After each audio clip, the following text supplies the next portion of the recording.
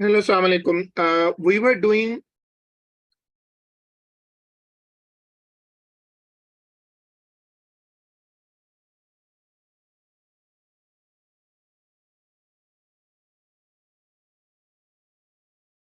Hello, Assalamu alaikum. We were doing thermal physics in our last class. We were doing, I think, radiations in our class.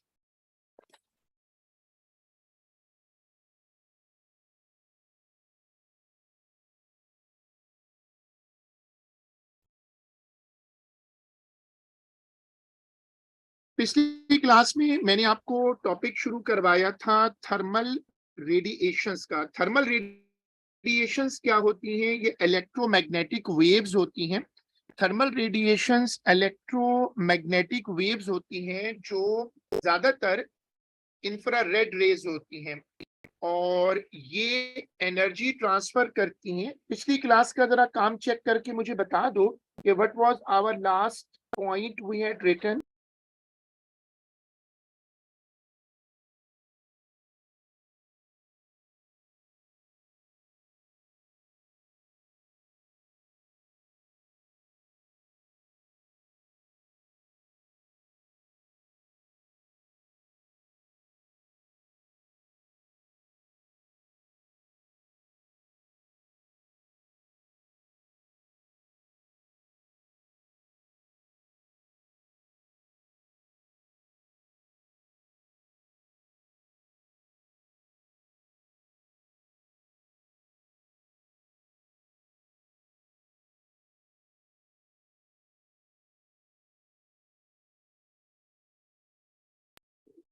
हमने last time मेरा ख्याल है ये जिक्र किया था that we were discussing that radiations are reflected from shiny surfaces. जहां तक मुझे याद है हमने ये डिस्कस किया था कि radiations are reflected from shiny surfaces. अब जो सरफेसेस का टॉपिक है उसमें दो तरह के फीचर्स हैं जो डिस्कस होते हैं। एक तो कलर, सरफेस का कलर कौन सा है, वो डार्क है या लाइट है, और दूसरा उसका टेक्सचर कैसा है, डल है या शाइनी है। These factors affect on the emission, absorption and reflection of infrared radiation. तो देखो टॉपिक चल रहा था रेडिएशन। अगर आपको लास्ट पॉइंट मिल जाए तो मुझे प्लीज शेयर कर दो what we were doing in the last.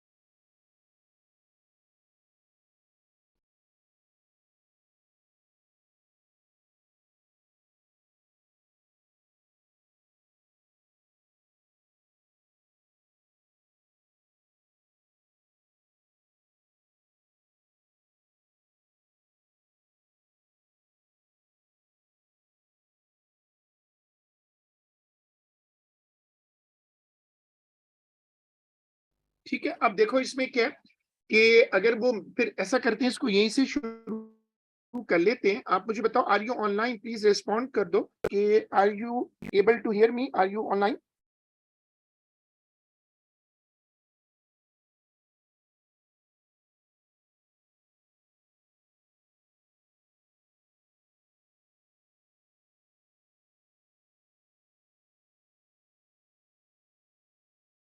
ठीक है, फिर यहीं से शुरू कर लेते हैं। Let's check it back. आप इसको चेक जरूर करो कि हमने पिछली क्लास में एक क्लास मिस हुई थी और उससे पहले हमने थर्मल रेडिएशन शुरू करा था और उसमें हमने डिस्कस किया था कि these are electromagnetic waves, infrared rays, and there अब हम आज का पहला जो कॉन्सेप्ट रख रहे हैं वो क्या है कि जो इंफ्रारेड रेज होती हैं उनका दो तरह से सरफेस से रिलेशन होता है।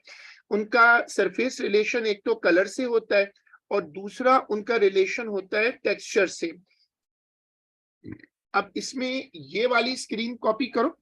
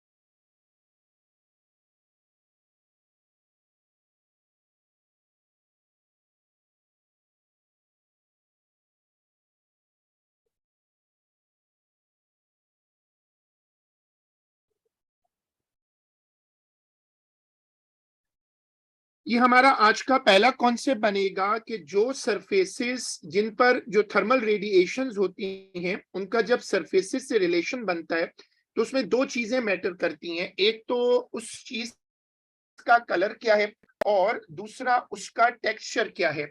अब देखो जो लाइट कलर जो ब्लैक कलर होते हैं जैसे हम इसमें डिस्कस कर रहे हैं, जो मैट कलर होते हैं वो गुड एब्जॉर्बर होते हैं और गुड इमिटर होते हैं। जो वाइट कलर होता है, लाइट कलर जो होते हैं वो पुअर एब्जॉर्बर होते हैं और पुअर इमिटर होते हैं। सिल्वर जैसी जो सरफेसेस होती हैं, शाइनी सरफेसेस, वो एक्चुअली रिफ्लेक्टर होती हैं।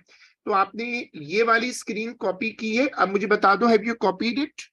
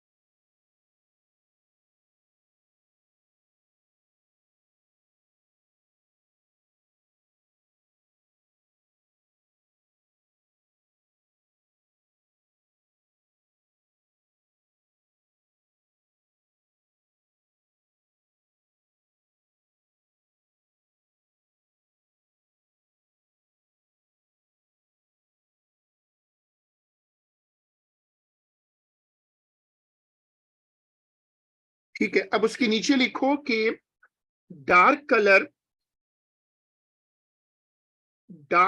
surfaces are good absorber and good emitter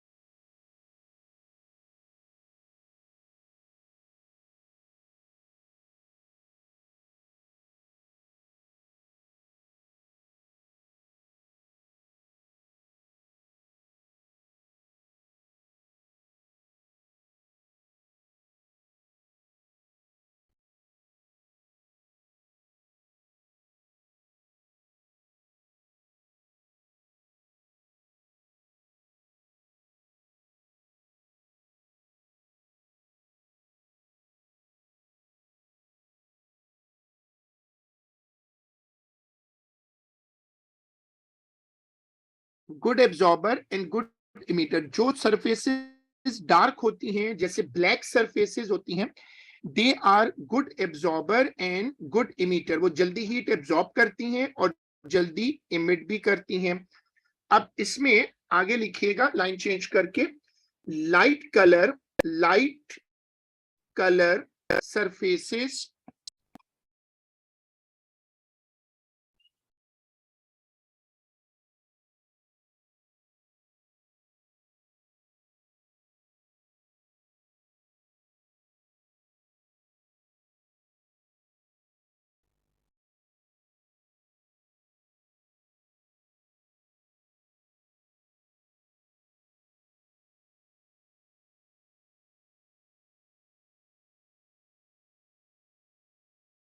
light color surfaces are poor absorber and poor emitters.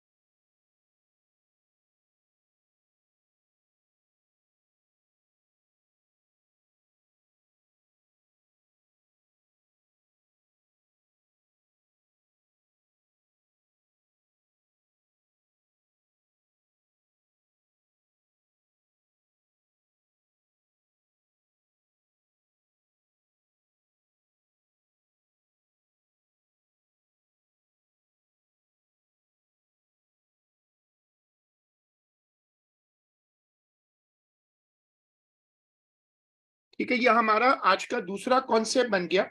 हमारा आज का दूसरा कॉन्सेप्ट क्या है कि जो सरफेसेस डार्क होते हैं, जो सरफेसेस डार्क होते हैं वो गुड एब्जॉर्बर होते हैं, गुड एमिटर होते हैं। जैसे कोयला होता है ना, तो it's a good absorber and good emitter. जो लाइट सरफेसेस होती हैं, जैसे व्हाइट कलर होता है, वो पुअर एब्जॉर्बर होता है और पुअर इमिटर होता है। इसीलिए लोग सर्दियों में लाइट कलर के सूट, गर्मियों में लाइट कलर के सूट पहनते हैं, और सर्दियों में पीपल प्रीफर कि वो डार्क कलर के सूट पहने। और इसके साथ डल और शाइनी में क्या फर्क है कि जो सरफेसेस डल होती हैं वो इलेक्ट्रोमैग्नेटिक वेव्स को एब्जॉर्ब कर लेती हैं, और जो सरफेसेस शाइनी होती हैं वो रेस को रिफ्लेक्ट करती हैं। अब लाइन चेंज करके लिखिएगा, आज का थर्ड कॉन्सेप्ट लिखें, shiny surfaces like a mirror. Shiny surfaces like a mirror.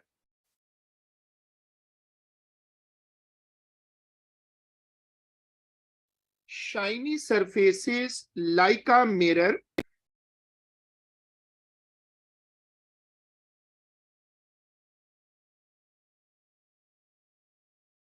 reflect infrared radiations.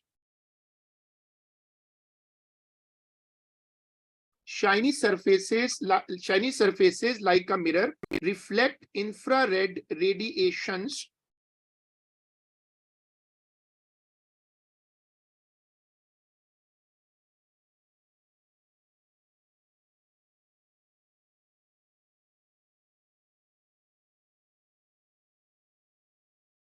तो जो शाइनी सरफेसेस होती हैं वो रिफ्लेक्ट करती हैं इलेक्ट्रोमैग्नेटिक रेस को।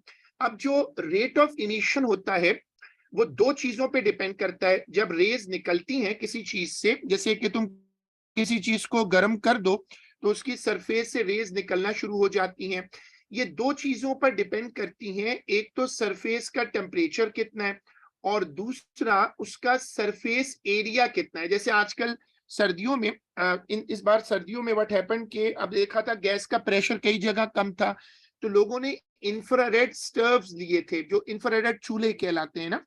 तो उसमें क्या था कि जो हीट होती है वो इंफ्रारेड रेस की शक्ल में इमिट होती है। तो rate of radiation depends on the surface temperature and the surface area of an object. तो ये वाली साइड हेडिंग देंगे और ये वाली स्क्रीन कॉपी करिएगा।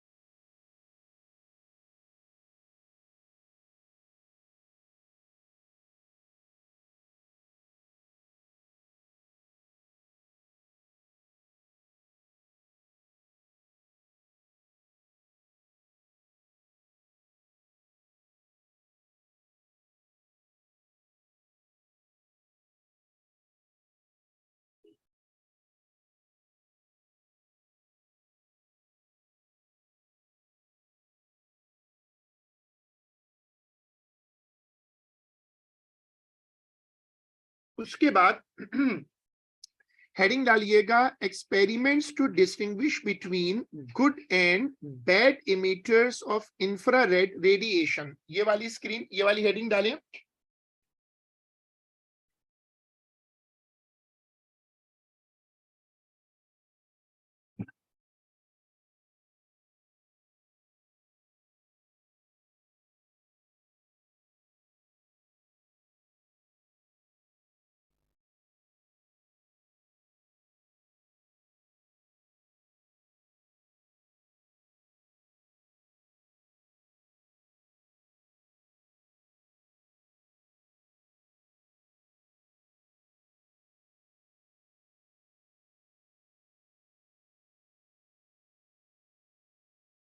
अब ये कुछ एक्सपेरिमेंट हैं जो पेपर 4 में और पेपर 1 और 2 में बहुत आए हैं। इसकी थीम ये है, एक्सपेरिमेंट्स की एक कॉमन थीम है, वो ये कि आप दो कंटेनर्स ले लें, दो यूनिट्स ले लें। एक को आप शाइनी सरफेस कर दें और दूसरे को डल ब्लैक कर दें। एक पेयर ये बनता है।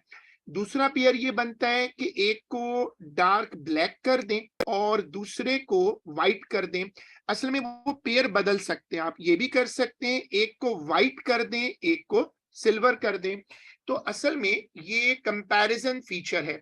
अब आप इसको ऐसे समझिएगा कि आपने दो बीकर लेने हैं। जैसे आपने दो बीकर ले लिए और दोनों बीकर्स में एक ही टेम्परेचर का गर्म पानी लाके डाल दें।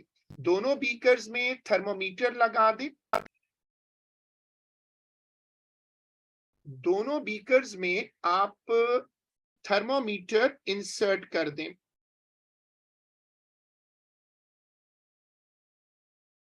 ऐसे दोनों लिक्विड्स में थर्मोमीटर लगा दें, दोनों कंटेनर्स में। और इसमें जो आप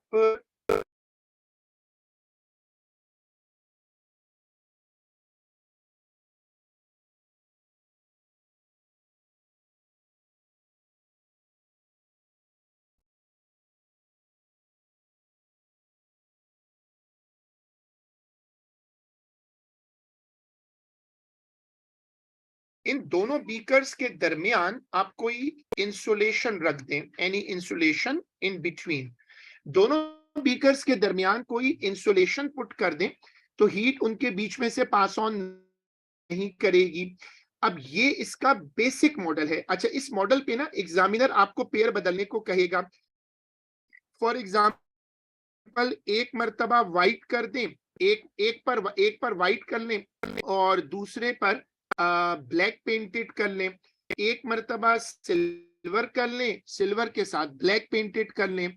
सिल्वर के साथ आप चाहें तो व्हाइट पेंटेड भी हो सकता है। तो ये जो एक अपरेटस है ना, ये अलग अलग बार बार यूज हो सकता है। अच्छा, फिर आप दोनों को जब कंपेयर करें तो दोनों को कंपेयर करते हुए दोनों के लिए आप रेगुलर इंटरवल्स पे टेम्परेचर और टाइम नोट कर लें। यहाँ पर एक स्टॉप वॉच लगा दी जाती है। स्टॉप वॉच का काम ये होता है कि रेगुलर इंटरवल पे आप टेम्परेचर नोट करते जाएं, लाइक दिस, इस तरह। ठीक है। अब ये जो स्टॉप वॉच है या स्टॉप क्लॉक है, इसका काम ये होगा कि वो रेगुलर इंटरवल पे टेम्परेचर नोट करेगा।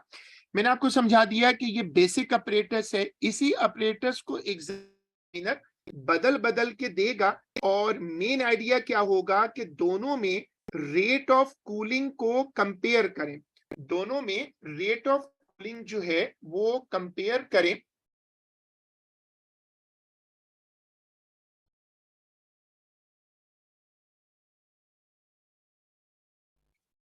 दोनों ऑपरेटर्स में रेट ऑफ कूलिंग या कूलिंग का प्रोसेस कंपेयर कर लें। अब ये वाली स्क्रीन कॉपी करें।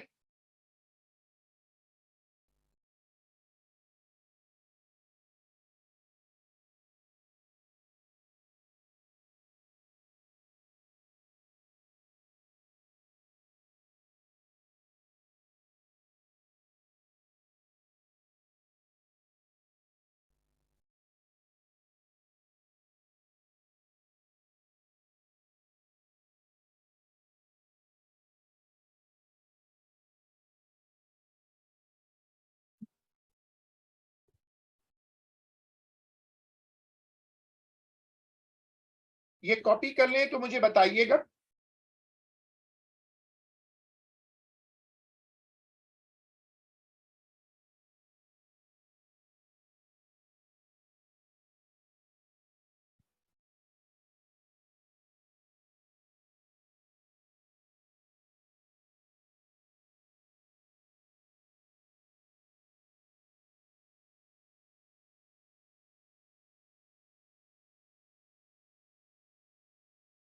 अच्छा, आवाज लैग हो रही है।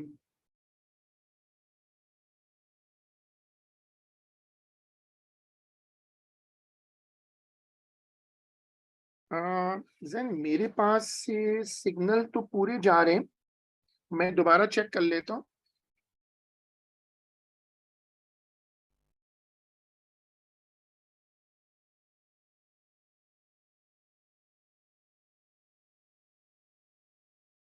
जहां तक तुमने पूछा है जैन, वो जो क्वेश्चन है, अगर तुम उसकी स्क्रीनशॉट भेज दो और अच्छा होगा।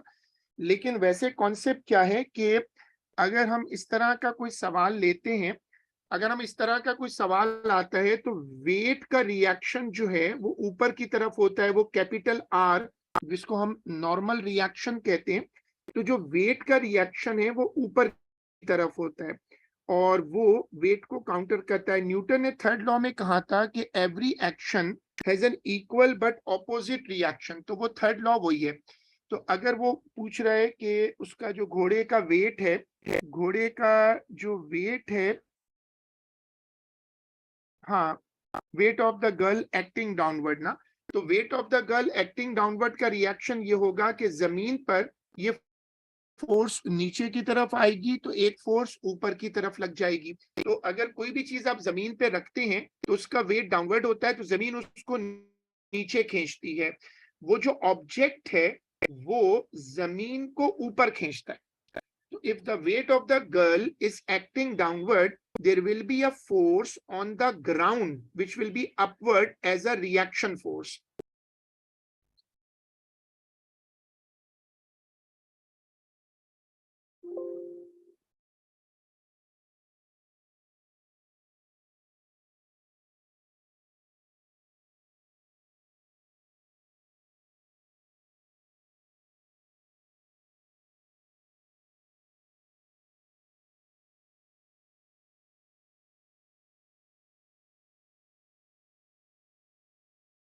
तो वहां तुम्हें जमीन पर एक अपवर्ड एरो बना के दिखाना था ताकि वो जो फोर्स आएगी वो अपवर्ड होगी। अच्छा, अब देखो यहाँ पर हम क्या करते हैं कि जो हमारा एक ऑब्जेक्ट है उसको हम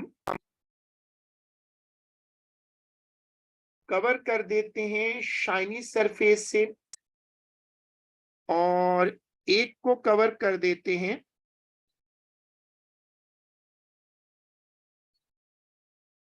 डार्क कवर्ड। तो जो डार्क कवर्ड है वो जल्दी उसका उसका टेम्परेचर जल्दी ड्रॉप करेगा, यानी वो जो डार्क वाला ऑब्जेक्ट है वो जल्दी रूम टेम्परेचर तक आ जाएगा। और जो दूसरा वाला ऑब्जेक्ट है सिल्वर वाला, व्हाइट वाला, सिल्वर ऑब्जेक्ट जो है वो जरा आहिस्ता आहिस्ता कूल डाउन करेगा। वो आहिस्ता आहिस्ता कूल डाउन क्यों करेगा? क्योंकि जो शाइनी सरफेसेस होती हैं, जो शाइनी सरफेसेस होती हैं वो तेजी से हीट लॉस नहीं करती। अब उसी डायग्राम को अपडेट कर लो।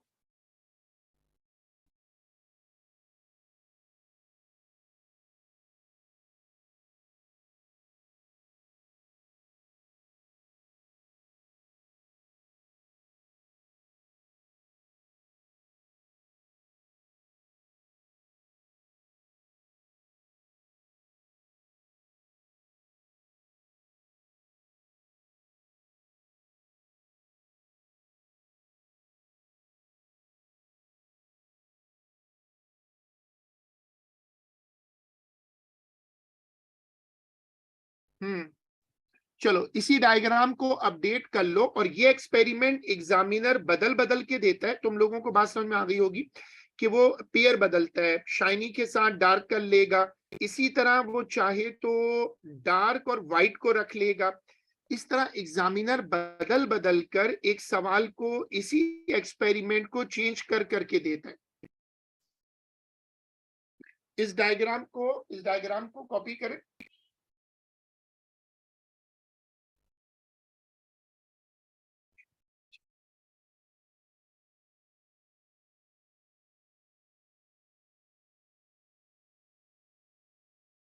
सही, ठीक है, राइट जैन।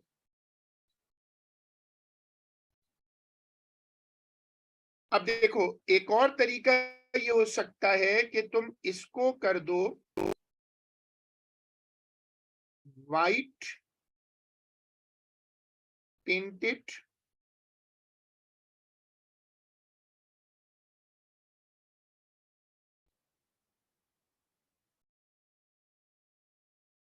और इसको कर दो डार्क कवर्ड। अब ये कॉपी करने की जरूरत नहीं है, मेन आइडिया तो समझ आ गया होगा कि असल में ये एक पेयर को ना बार बार यूज कर सकता है। फिर ये भी कर सकता है कि वो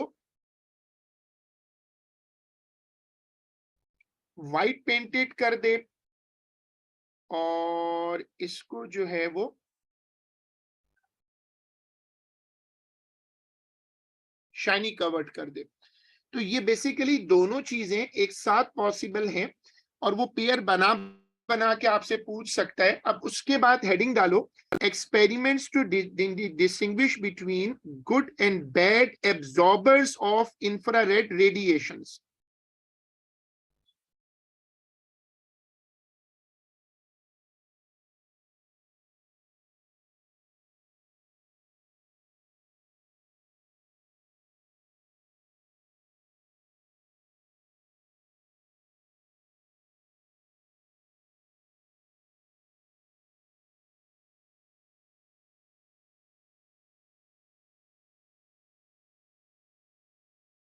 अब ये वाली हेडिंग डालें।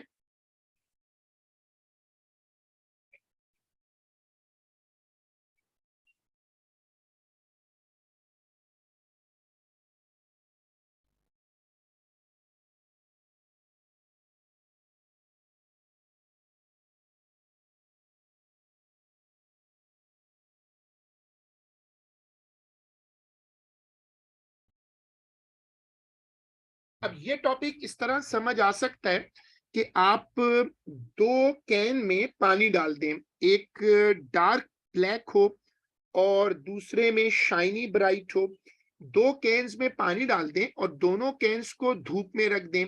जब दोनों कैन्स को धूप में रखेंगे बराबर टाइम के लिए तो दोनों का टेम्परेचर एक जैसा नहीं बढ़ेगा। इसमें बड़ी अच्छी एग्जांपल दी जाती है, जैसे एक लोहे का बेंच हो और एक लकड़ी का बेंच हो, दोनों धूप में रखे हों, तो जो लकड़ी का बेंच होता है वो तेजी से गर्म हो जाता, सॉरी आहिस्ता गर्म होता है। जो लोहे का बेंच होता है वो जरा तेजी से हीट अप कर जाता है। तो यहाँ पर एक्सपेरिमेंट की अप्रोच ओरिजिनली वही है कि आप दो कैंस लें, लेकिन अब उनमें रूम टेम्परेचर वाला पानी डालें। दोनों कैंस में जो पानी पुट करें वो रूम टेम्परेचर पर हो, बराबर अमाउंट में पानी हो। दोनों कैंस में बराबर अमाउंट में पानी डाल दें। दोनों कैंस में एक एक थर्मोमीटर इंसर्ट कर दें।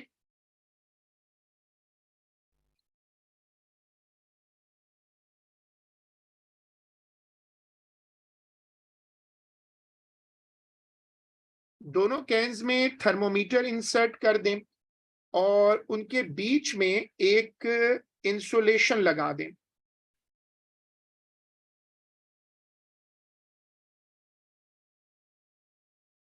ठीक है, अब आप दोनों को हीट प्रोवाइड करें, सेम अमाउंट ऑफ हीट, दोनों को एक जैसी हीट प्रोवाइड करें।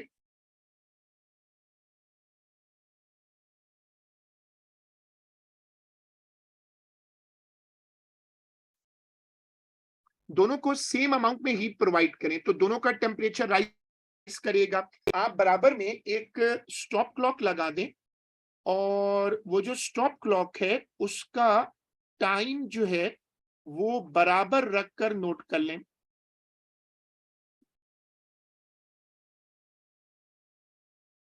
ऐसे।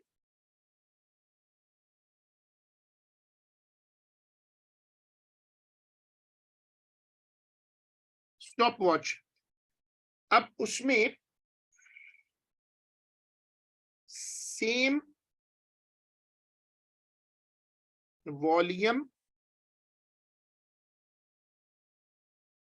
Of water, same initial temperature. दोनों दोनों बीकर में एक जैसा पानी का वॉल्यूम हो, दोनों बीकर में एक जैसा इनिशियल टेम्परेचर हो, और उनको दोनों को आप साथ रखकर गर्म करेंगे तो बीच में इंसुलेशन लगा दें। अब हमारा प्लान क्या होगा कि जब हम इसको इस तरह गर्म करेंगे, तो दोनों का टेम्परेचर बढ़ेगा। अब हमें क्या करना होगा कि हम एक्सपेरिमेंट को परफॉर्म करने के लिए इनकी जो कवरेज है वो बदलें। एक मर्तबा डार्क पेंटेड कर लें, एक के साथ वाइट पेंटेड कर लें। इस तरह एक के साथ जो है वो डार्क पेंटेड कर लें, दूसरे को सिल्वर कर दें। इससे पता चल जाएगा कि कौन अच्छा एब्जॉर्बर है। तो ये वाली स्क्रीन कॉपी कर लें।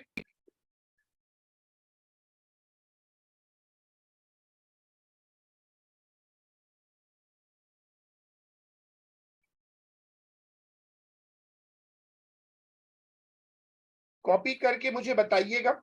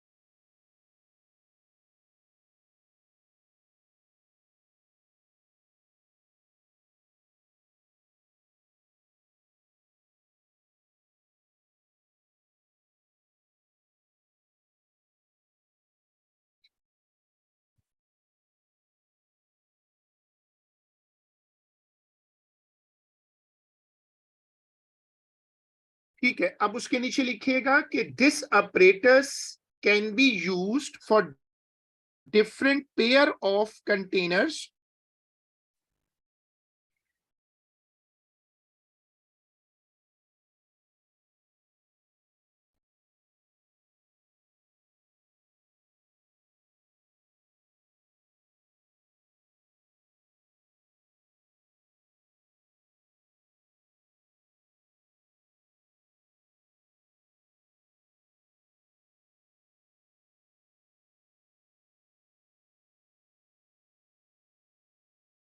this apparatus can be used for different pair of containers like black painted and white painted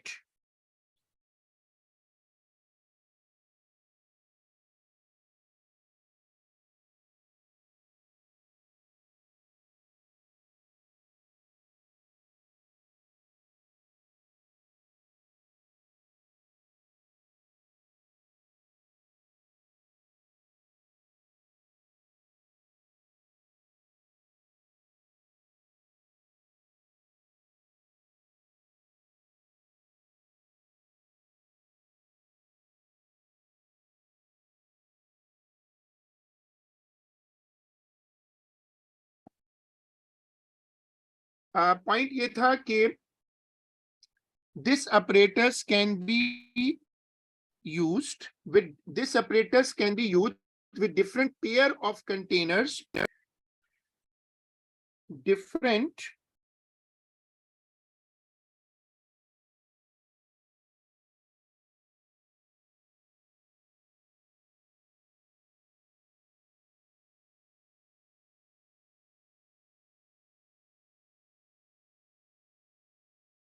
different pair of apparatus, sorry, different pair of containers like white painted and black painted,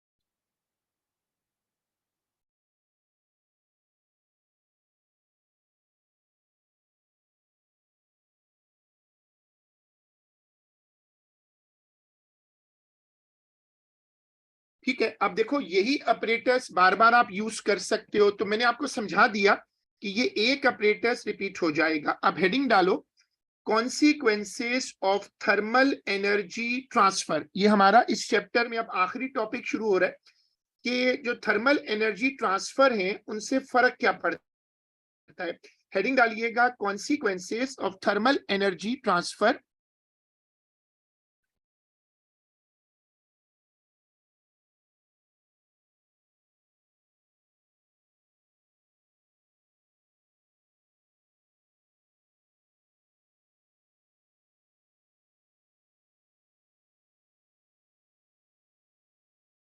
अब ये जो topic है, ये topic क्या है?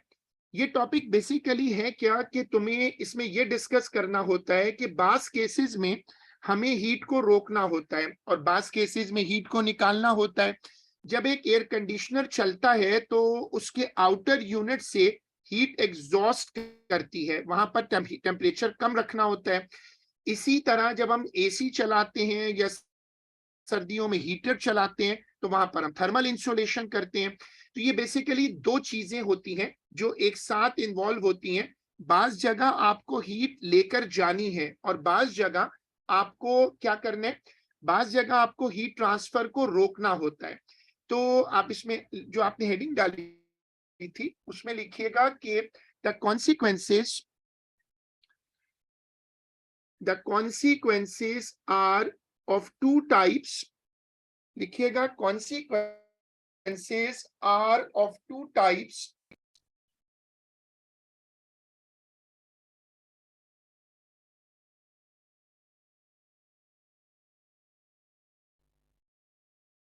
The consequences are of two types. Number one, heat exhaust. Number one, heat या thermal exhaust.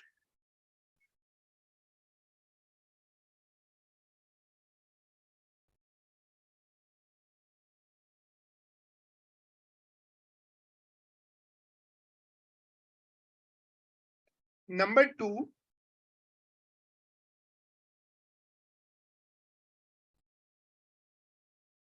thermal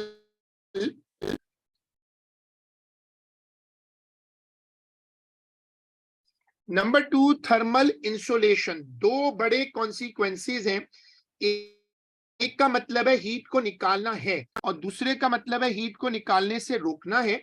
मतलब आप चाहते हैं कि हीट ना निकले, जैसे एसी चलाते हैं या हीटर चलाते हैं तो कमरों में इंसुलेशन करते हैं। तो अब देखो इसकी एग्जांपल जो हमारे कोर्स में है वो लिखते जाते हैं। अब इसमें लिखिएगा, एग्जांपल देते जाइएगा। For example, number one, heating objects such as kitchen pans, heating objects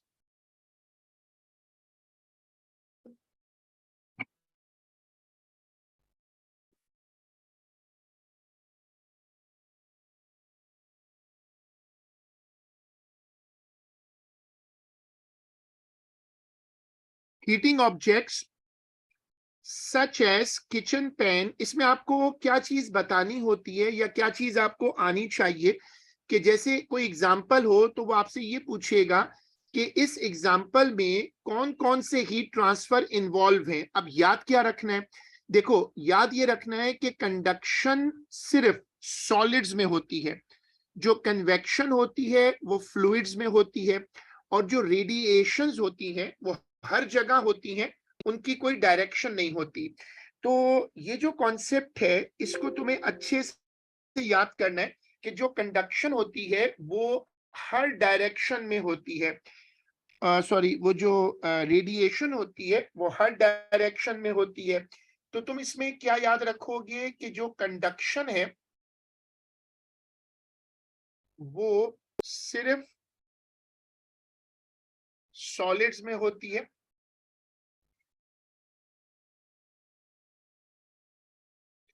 convection जो है वो फ्लूइड्स में होती है,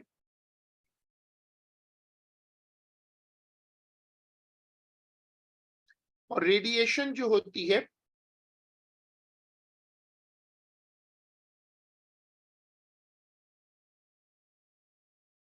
वो हर चीज में होती है,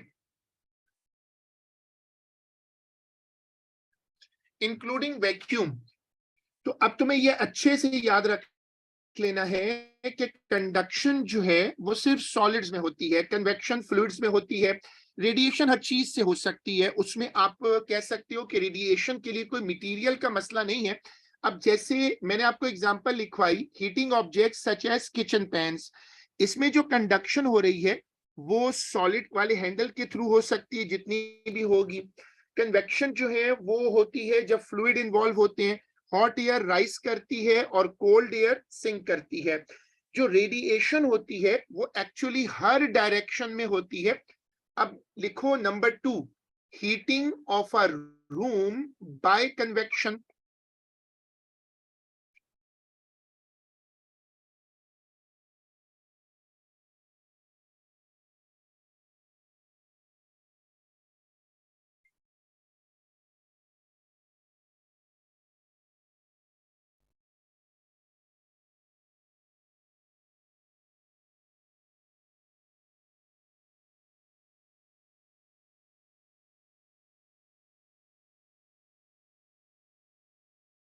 किसी कमरे को अगर आप गर्म करते हैं तो this is an example of a radiator, वो जमीन पर आप देख रहे हैं ना कि इसने एक हीटर रखा हुआ है, हॉट एयर राइज करती है और कोल्ड एयर सिंक करती है।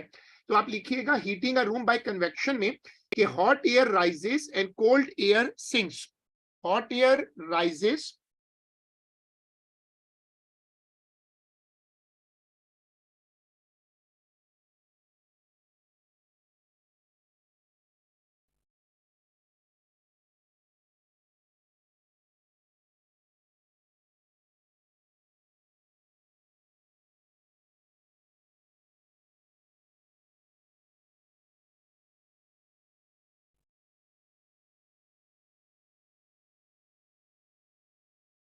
Hot air rises and cold air sinks.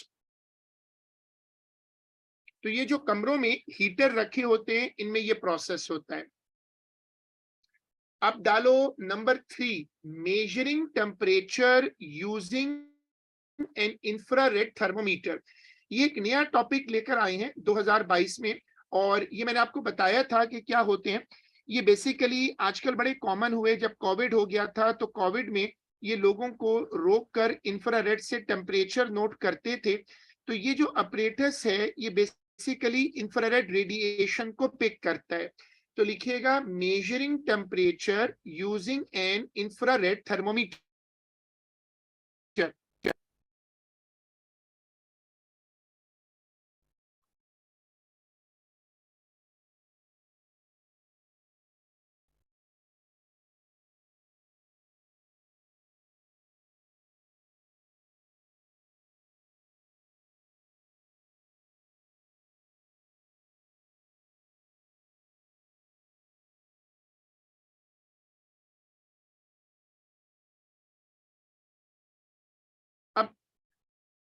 using thermal insulation to maintain the temperature of a liquid and to reduce thermal energy transfer in building। ये एक और important consequence है। जो घरों में गर्मियों में और सर्दियों में हीट ट्रांसफर का मसला होता है वो इसमें एड्रेस होता है। सर्दियों में आप चाहते हैं कि आपके घर के अंदर से हीट बाहर ना जाए, और गर्मियों में हम चाहते हैं कि हीट अंदर ना आए। इसके लिए मुख्तलिफ ऑप्शंस यूज किए जाते हैं, जैसे थिक कर्टन्स डाले जाते हैं, under under the floor insulation होती है, डबल और ट्रिपल गॉज विंडोज बनाई जाती हैं जैसे वो जहाजों में भी होती हैं। फिर जो बाहर के मुल्कों में जहां ज्यादा सर्दी पड़ती है वहां पर कैविटी वॉल्स बनाते हैं, वॉल्स के अंदर गैप क्रिएट करते हैं। फिर फोम और रॉकवुड का जो है कैविटीज बनाई जाती हैं। तो ये एक बड़ा मशहूर इस्तेमाल है, थर्मल एनर्जी का एक फेमस कॉन्सिक्वेंस है। तो ये वाली, अब ये वाला नंबर डालें, नंबर 4 होगा, नंबर 4 डाल दें। नंबर 4 डालकर ये वाली चीज कॉपी होगी, इसको कॉपी करिएगा। I am just coming.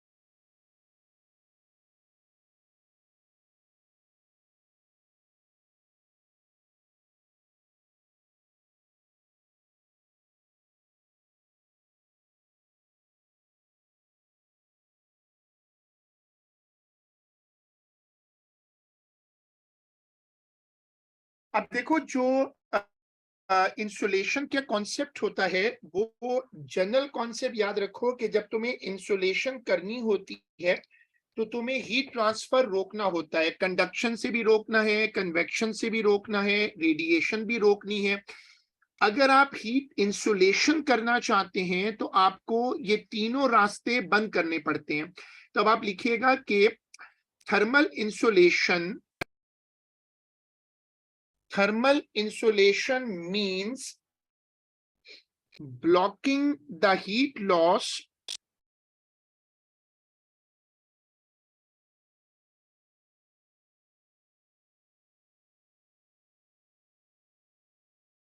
thermal insulation means blocking the heat loss, blocking the heat loss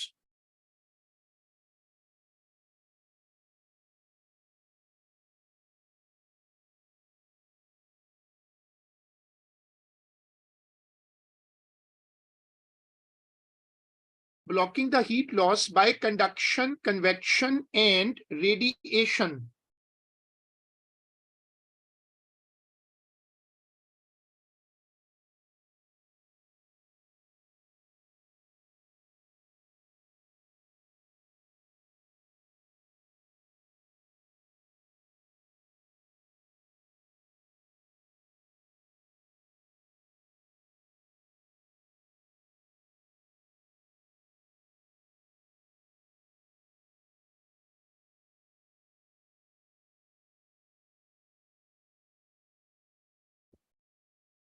thermal insulation का मतलब क्या है? थर्मल इंसुलेशन का मतलब है कि कंडक्शन रोक दो, कन्वेक्शन रोक दो और रेडिएशन रोक दो। अब देखो इसका कॉन्सेप्ट बना लो, एग्जांपल्स तो बदलती रहेंगी।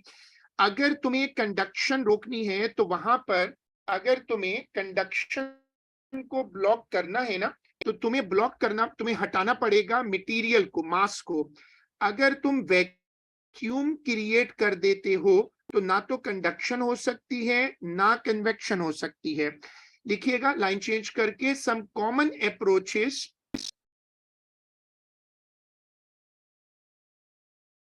some common approaches, some common approaches are, some common approaches are number Roman में number 1, some common approaches are number 1 vacuum stops, vacuum stops conduction and convection। Second तरीका ये है कि तुम एक लिड लगा दो। अगर तुम लिड लगा दोगे तो वो जो लिड होती है ऊपर से हीट कांटेक्ट खत्म कर देता है। अगर तुम लिड लगा दोगे तो लिड रोकेगा कन्वेक्शन को। नंबर 2 ये लिख लो। फिर नंबर 3,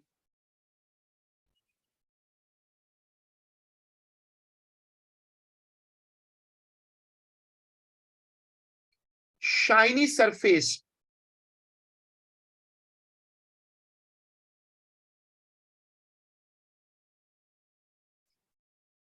prevents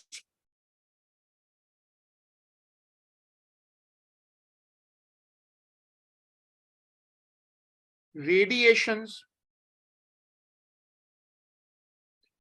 ये वो कॉमन टेक्निक्स हैं। फिर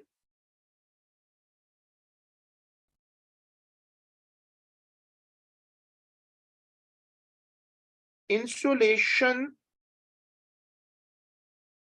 कवर like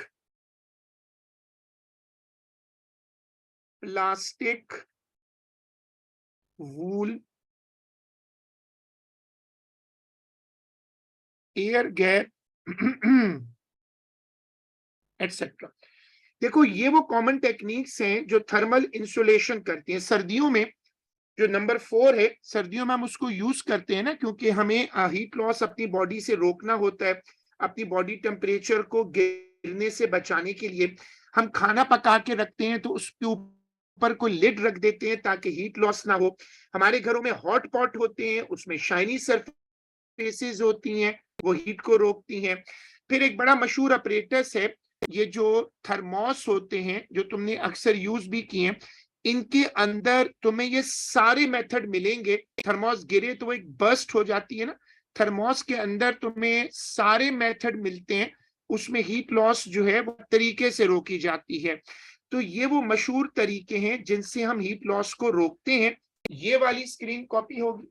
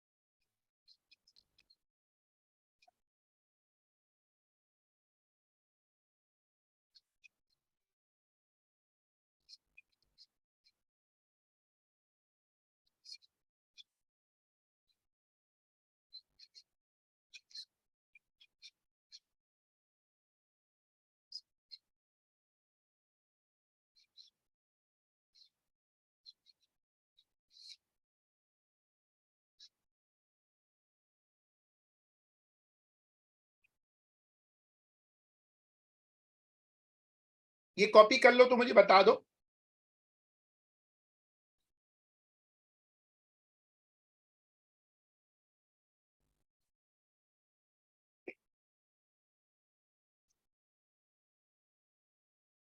लिखो, these techniques can be used in different situations.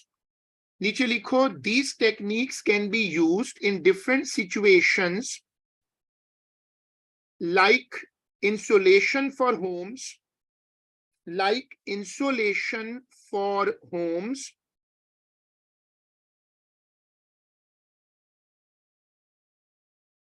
like insulation for homes, comma, ये जो हम जूस लेते हैं या कोल्ड ड्रिंक वगैरह लेते हैं ना, मुख्तलिफ जो वेंडर होते हैं शॉप्स वगैरह से, तो वो एक प्लास्टिक के या पॉलीस्टाइरीन का जो फोम होता है उस मटेरियल में देते हैं। ये मटेरियल बेसिकली इंसुलेटर होता है। उसमें हम लोग कॉफी वगैरह भी लेते हैं, तो वो गर्म है तो गर्म रहती है, ठंडी है तो ठंडी रहती है। ये जो इस तरह के कप्स होते हैं, इनमें हम इंसुलेशन यूज करते हैं, ऊपर लिड लगा देते हैं। एक बहुत अच्छी एग्जांपल जो है वो थर्मोस है। तो अब आप लिखिएगा, heat insulation for homes, comma, coffee cups,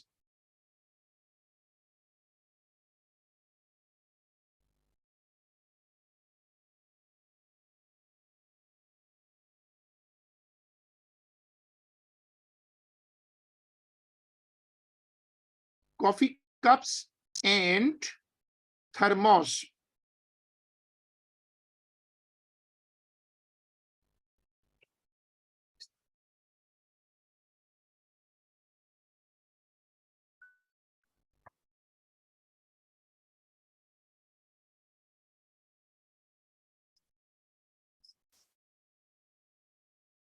And thermos. This can be used in insulation for homes. This can be used for insulation in homes. Comma डाल के लिखो, कॉफी कप्स एंड थर्मोस।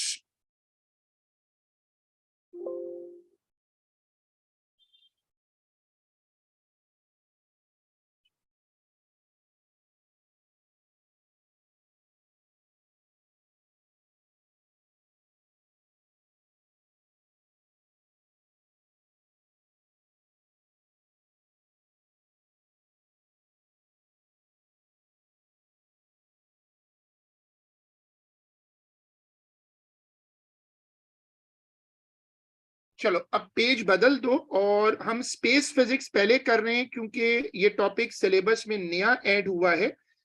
बाकी topic जो thermal के थोड़े से और waves के टॉपिक बाकी हैं तो वो वैसे भी हमारे पास उसकी मेमोरी है और वो जल्दी हो जाएंगे। तो ये एक चैप्टर है जो इन्होंने 2022 में ऐड की है। तो आप सब लोग क्या करो कि दो पेज बदल दो और हेडिंग डालो स्पेस फिजिक्स।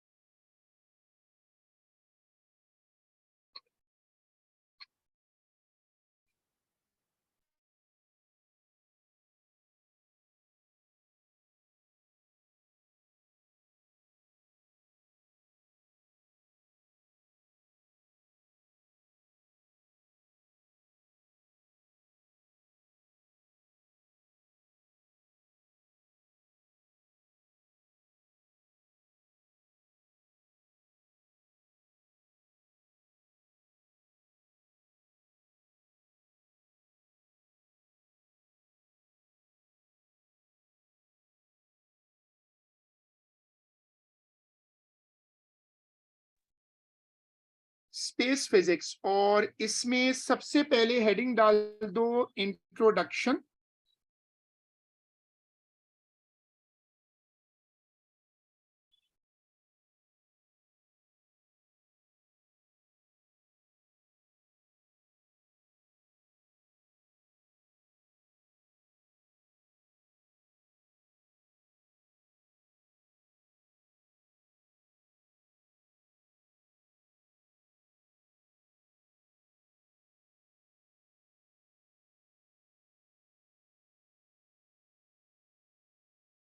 देखो ये जो टॉपिक है ये सिलेबस में नया टॉपिक है और इसको हम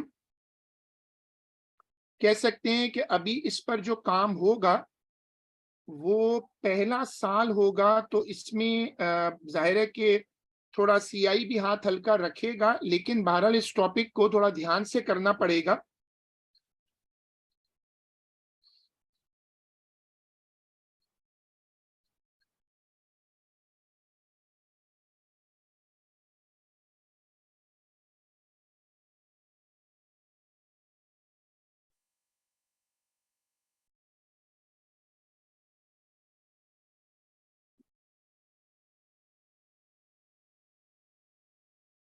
ठीक है, अब देखो तुमने इसकी पिक्चर को देखा होगा और ये जो टॉपिक है स्पेस और कॉस्मोलॉजी, स्पेस और कॉस्मोलॉजी एक बड़ा मशहूर टॉपिक है दुनिया में इस वक्त और बहुत ज्यादा इस पर काम हो रहा है। एक्चुअली ये जो लेटेस्ट इन्होंने अपनी टेलीस्कोप भेजी है जेम्स वाली, उससे इनको बहुत सारी नई इंफॉर्मेशन मिल रही है। बहुत सारी पुरानी जो इनकी थ्योरीज हैं वो चेंज हो रही हैं। So this topic is now a very rapidly growing field. Space physics होती क्या है? स्पेस फिजिक्स का मतलब है कि आप जमीन से बाहर चले जाएं तो वहां पर जो भी फिजिक्स के लॉज लगेंगे, वहां जो भी फिजिक्स के कॉन्सेप्ट लगेंगे, वो सब कहलाती है स्पेस फिजिक्स। तो आपने हेडिंग डालनी है इंट्रोडक्शन और उसमें लिखिएगा it is the study of application of physics outside the earth.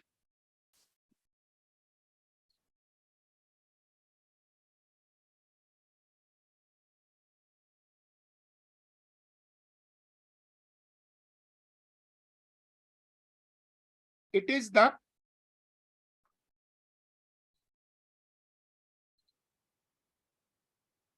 It is the study of physics outside the earth. जमीन से आप बाहर निकलते हैं तो वहां पर जो फिजिक्स अप्लाई करती है हम उसको कहते हैं, we call it as space physics. इसमें सबसे पहले हम अपनी अर्थ को डिस्कस करते हैं कि अर्थ का बिहेवियर स्पेस में क्या है। आप पहली हेडिंग, उसके इंट्रोडक्शन के बाद हेडिंग डालिएगा दी अर्थ।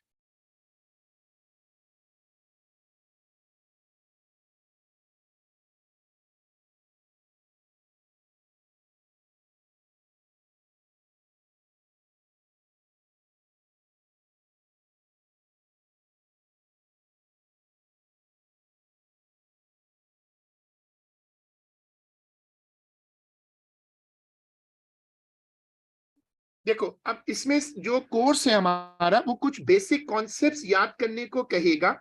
ये बेसिकली वो चीजें हैं जिनमें से कुछ हमें पहले से पता है। जैसे हमें पता है कि हमारा जो प्लेनेट है वो सूरज के अराउंड अप्रोक्सीमेटली 365 डेज लेता है, अप्रोक्सीमेटली, क्योंकि ऑर्बिट बिल्कुल गोल नहीं है। जो अर्थ का ऑर्बिट है वो इलिप्टिकल है, मतलब एक्स शेप है। The earth rotates on its axis which is tilted once in approximately 24 hours. जमीन अपने एक्सिस पे थोड़ा सा टिल्टेड है और 24 घंटे में एक साइकिल बनाती है, ये हमें पता है। बट सीआई वांट्स कि ये एक जगह पे टेबुलेट हो जाए, तो आपने हेडिंग डालनी है दी अर्थ, और उसमें आपको ये 3 फंडामेंटल कॉन्सेप्ट्स लिखने।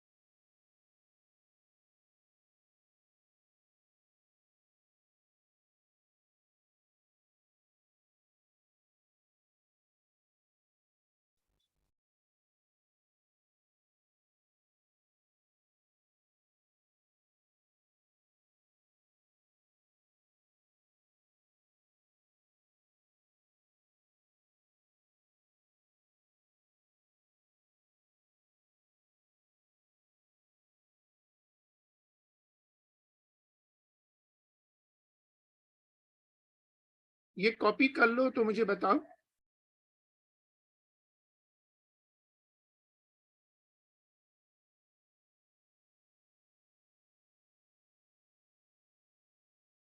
ठीक है, जैन आपने कॉपी कर लिया, ठीक है, गुड।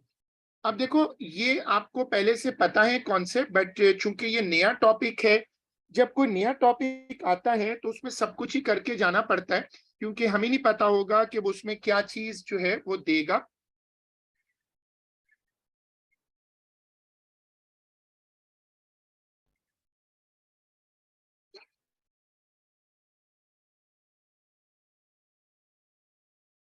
तो ये कुछ बेसिक इंफॉर्मेशन है जो आपको अच्छे से याद करनी है, और हम इसको इंशाल्लाह कंटिन्यू करेंगे।